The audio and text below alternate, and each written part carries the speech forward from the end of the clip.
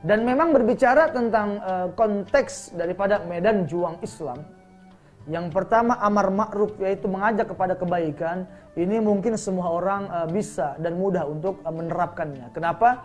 Karena memang berbicara tentang mengajak kepada kebaikan adalah merupakan hanya sebatas ajakan.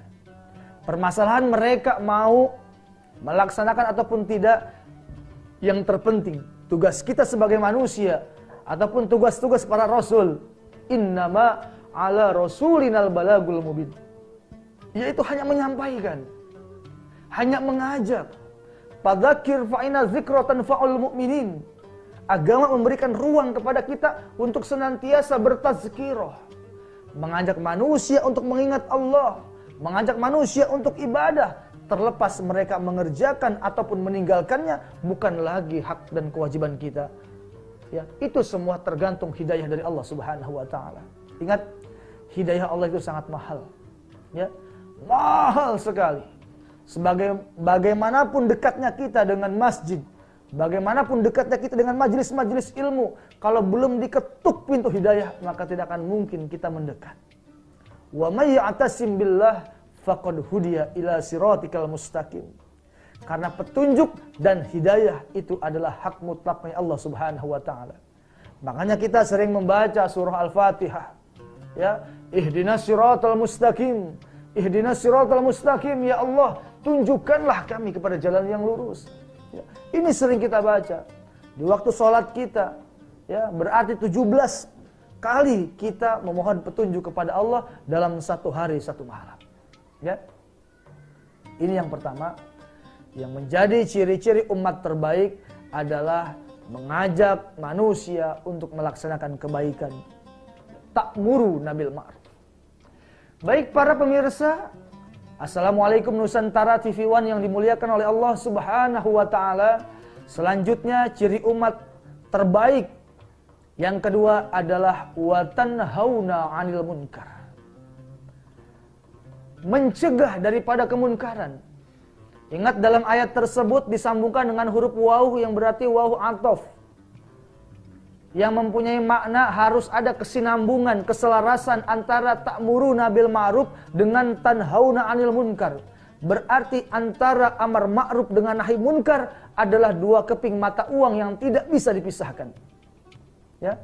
Orang hanya asik ibadah hanya untuk dirinya sendiri, tetapi dia melupakan banyaknya maksiat yang ada di hadapannya, banyaknya perzinahan, banyaknya mabuk-mabukan dan lain sebagainya. Maka sungguh demi Allah, wahai saudaraku, ketika engkau asik ibadah hanya untuk dirimu sendiri, maka engkau belum dikatakan sebagai umat terbaik. Jadi umat terbaik yang kedua adalah dia berani menegakkan amar ma'ruf, nahi munkar. Mencegah daripada kemunkaran. Apabila ada orang yang melaksanakan melakukan perbuatan-perbuatan yang dilarang sama Allah, maka sesegera mungkin kita berani mengatakan, baik itu dengan lisan kita, dengan dakwah yang baik, ataukah dengan kekuasaan kita, dengan jabatan kita yang kita punya, maka haruslah bisa mencegah daripada kemunkaran tersebut. Ya. Judi, mabuk, jinah dan lain sebagainya. Ini kan kalau berbicara anak-anak sekarang, masya Allah, ya.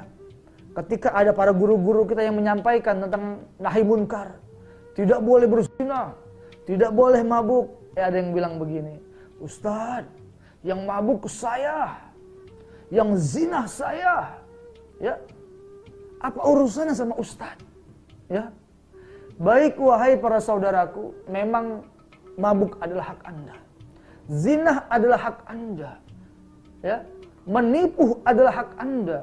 Tapi demi Allah, ketika Allah murka dengan sebab maksiat yang kalian lakukan, Allah marah, Allah murka, dan Allah kirimkan bencana, baik itu tsunami, baik itu gunung meletus, ataupun tanah longsor, banjir bandang, dan lain sebagainya, maka yang tertimpa oleh musibah tersebut bukan antum saja, tetapi guru-guru kita yang ahli ibadah pun kena imbasnya.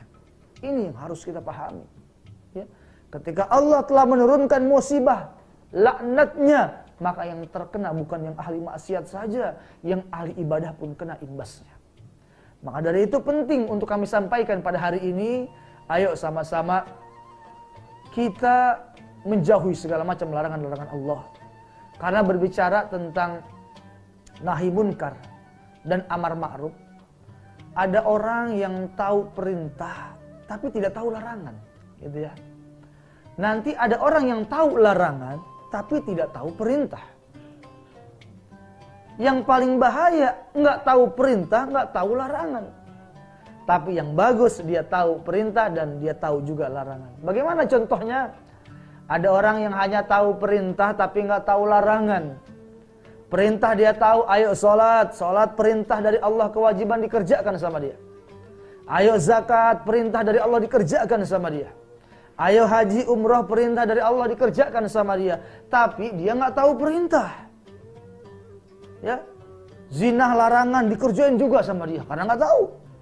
Mabuk larangan dikerjain juga sama dia. Ini belum dikatakan umat terbaik. Ya. Nanti ada golongan yang kedua, tahu larangan tapi nggak tahu perintah. Bagaimana contohnya? Dia tahu larangan mabuk itu haram, ya, judi itu haram, zina itu haram, berbohong itu dosa. Dia tahu larangan, tapi dia nggak tahu perintah. Sholat dia tinggalkan, ya, nuntut ilmu ditinggalkan, zakat ditinggalkan, umroh, haji ditinggalkan sama dia. Ini pun belum dikatakan umat terbaik. Nanti yang paling bahaya, nggak tahu perintah, nggak tahu larangan, ini bahaya.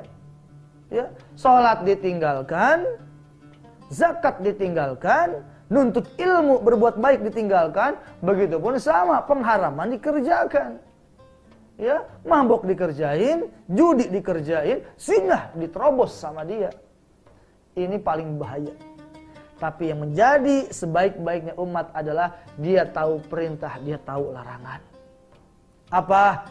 Ayo sholat kewajiban dikerjain sama dia. Zina larangan ditinggalkan sama dia. Zakat kewajiban dikerjakan olehnya. Dan kemudian judi, pengharaman, larangan ditinggalkan olehnya. Inilah umat terbaik. Ayo tanya dalam diri kita, kita masuk konteks golongan yang mana? Ya, jangan sampai kita hanya tahu perintah, nggak tahu larangan, atau kita hanya tahu larangan tanpa tahu perintah.